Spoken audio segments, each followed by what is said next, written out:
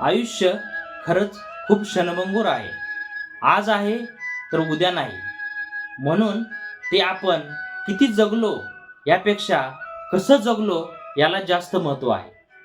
म्हणूनच प्रत्येक क्षण आनंदाने जगा, समाधानाने जगा आणि प्रेमाने जगा. प्रेम हे मधुर असतं. त्याची खरी चव चाखली तर ते जाणता येतं. प्रेमात खरी शक्ती आहे, खरी शांती आहे. त्यामुळे आयुष्यात जिथे जिथे शक्य आहे तिथे प्रेमाची गोडी पसरवा. क्रोध हा मनुष्याचा सर्वात मोठा शत्रू आहे. राग आपल्याला कधीच येत नाही असं कुठल्याच व्यक्तीला होत नाही. राग आपल्याला काहीच देत नाही.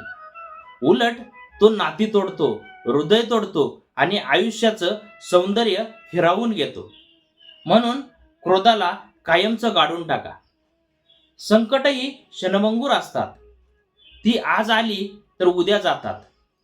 पण आपण त्यांना सामोरे गेलो तरच आपण खऱ्या अर्थाने मजबूत होतो. संकट म्हणजे शेवट नाही, ती फक्त आपल्या धैर्याची परीक्षा असते. आठवणी मात्र चिरंतर असतात. आपल्या जवळचे लोक, आपल्या सोबतचे क्षण, त्यांचा हसरा चेहरा, या आठवणींचं खनिज आयुष्यभर आपल्या हृदयामध्ये साठवून ठेवा.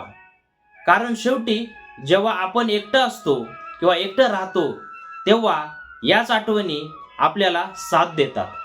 म्हणूनच म्हणतात ना, गेले ते दिवस आणि राहिल्या त्या फक्त आठवणी. म्हणूनच मित्रांनो, आपलं आयुष्य आनंदाने जगा, प्रेम अनुभवा, क्रोधावर विजय मिळवा, संकटांना सामोरे जा आणि आठवणींचं देणं आयुष्यभर जपा. हेच खरं आपल्या आयुष्याचं सार आहे.